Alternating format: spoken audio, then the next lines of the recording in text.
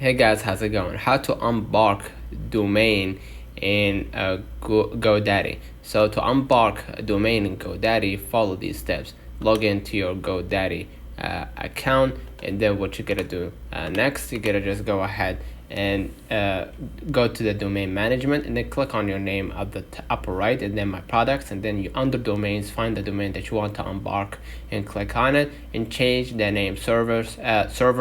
In the domain settings page, scroll down to the additional settings section, and then click on manage DNS, and under the name servers section, click change, and then select custom and enter the name servers of your hosting provider, and then click save, and this will update the domain settings and unbark it. So let me know in the comments if this video helped you.